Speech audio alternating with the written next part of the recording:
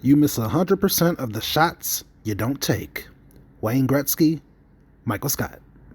Yo, what's going on, my VVOGs, my Omi bromies and homies, and everybody else on YouTube? It's your bromie, the Gale, back at it again with a VV Marketplace video.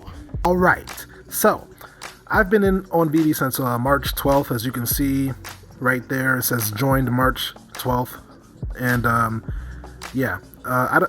for the first 2 months, I don't think we had the marketplace. We were always waiting for the marketplace to come back. They had shut it down for a good amount of time. But ever since it opened, I've been in there paying attention to the prices and everything. So I think I have a good idea of what prices should be.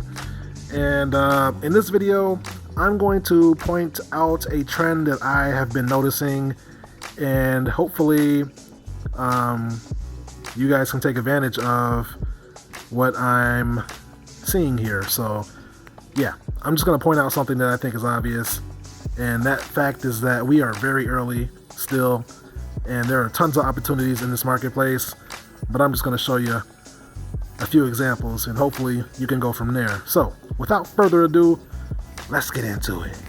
All right, first we're going to take a look at the Jim Lee Joker, but before we do that, if you're not familiar with this chart format, if you take a look in the left bottom hand corner, that man goes by the name of the Rebel Duck. He has a very cool YouTube channel with a chart like this for every NFT currently on the app. So if you're not subscribed to him, go check out his channel, and you won't be disappointed. So looking at the Jim Lee Joker, if we take a look at May 30th, we'll see that he was $93, and he was hovering around that range up until about June 20th. So a whole good month, the Jim Lee Joker was around $90 to $80. And somewhere around June 27th, he hiked up to, let's look at July 1st. He hiked up to $130. And then around the 4th of July, he is now sitting at $195. So what caused this? I can't say for sure, but what I do know is that he was undervalued for a very long time, and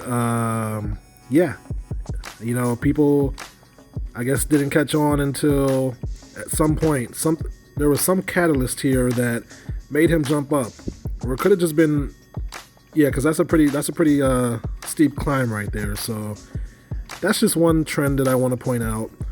Let's move on to the next one. Next up, we're going to take a look at Bruce Timm's Harley Quinn. So, a similar trend here. Around May 30th, she was sitting at $72, and from May 30th until June 20th, she basically had an average price of around $83, right? And on June 20th, she was sitting at $68. So, around the same date, July 1st, she hiked all the way up to $135. So from 68 to July 1st, she hiked up what is that?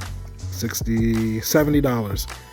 And then around July 4th, she is now sitting around $185. So as you can see, she was severely undervalued for a good month. And then something happened, and she hiked up a significant amount of dollars, over $100, over a course of 5 to 6 days. So that is the second one that we're going to take a look at. Hopefully, I think you're starting to see where I'm going here, but we're going to look at a couple more to make my point clear. Next up, we're going to take a look at everybody's favorite bat, the Dad, or Mike Mignola's Batman, aka the Dad Bod Batman. So a similar trend we'll notice here around May 30th. He was sitting around $138. Although more expensive than the last, the trend is still the same. So from May 30th to June 20th, he was around $138 to $140 price range. And then somewhere around July 1st, he took a significant hike up to $165. And then around July 5th, he took an even greater jump to $245. So let's scale out and look at the big picture here. So you see he kind of plateaued at $140 to $129 for a whole month. And then over a course of 5 to 6 days, he took a hike up and then a even greater hike in the beginning of July. So yeah, that is the Dad Bod Batman. We're gonna take a look at a few more and then we're gonna drive the point home. Now we's gonna take a look at the Todd McFarlane Batman here. So as you'll see here, May 30th he was at $299, and June 6th, $327, June 20th, $288. So he dropped back down. Same trend around July 1st. He went from June 20th he went from $270, and then about 11 days later he jumped to $485, basically a $200 jump. And then from July 1st to about July 6th, he went from $485 to $540. So I don't know what the catalyst was there. I forget. I don't know what happened. But you see the similar trend with the past 3 Batman that I showed you. And yeah, that's a significant jump. A $200 jump between 10 days. So yeah. We all know that Todd McFarlane is the first appearance Batman, the first on the app, and he holds a lot of weight. So of course he was severely undervalued for a long time, and even here he's still undervalued because we know that this is going to be a $1,000 Batman in the near future, most likely. So yeah, let's move on. So here is the Batman that motivated me to make this video, or yeah, he calls me to make this video. The Dickspring Batman, is a classic looking Batman there. But yeah, May 30th he was $39, all the way to June 20th he was basically $30 to $40, hovering around that range. And then July 4th he hiked up to $75, $78. So he almost doubled in price. And let's see what he is today. So today he is now $100 for the floor. That is what caused my attention. Let's take a deeper look at him real quick. So at 5,500 editions, he initially cost $30, and now he has a floor price of $100. I have 40s. I bought 40s for $30 in the marketplace way back when, but seeing him at $100 just kind of like woke me up a little bit. That's what made me make this video, because he was just sitting there for the longest time at like $40, $10 above his initial price. So he was being slept on like forever. Let's go back to the chart real quick. As you can see, yeah, $39 to $40 for a whole month. He was sitting at $30 to $40, and just recently he hit $100. What caused this? I don't know. It could be that we're nearing Comic-Con in like 16 days. Maybe people are feeling the pressure because they know what's going to happen once real fans get onto the app, real comic guys and statue collectors. So yeah. So let's move on to the last Batman that we're gonna take a look at. Last but not least, we're gonna take a look at the Darwin Cook Batman. So May 30th, he had a price of $36. Fast forward to June 20th, he actually dropped to $30. And on July 1st, he made a $5 jump to $35. Only a $5 jump compared to all of his counterparts in that same date range. And on like July 5th and 6th, he jumped up to $41. So like $2 over retail price. His initial price is $39.99. And I guess it's important to note that there are 9,000 of this Darwin Cook Batman. He's a common. But funny thing is that he was the last to go. when I joined the app, he was the last Batman to sell out. I think he might have been the last collectible period to sell out. So let's take a look at the marketplace right now. So today, July 11th, he is sitting $1 over his initial price with 364 left in the market out of 9,000 total. Let's take a look real quick at his details.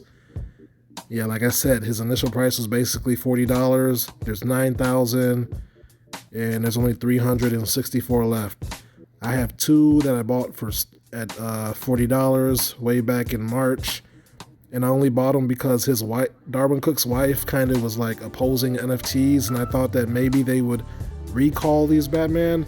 So I figured if I had a couple, then the value would go up or whatever.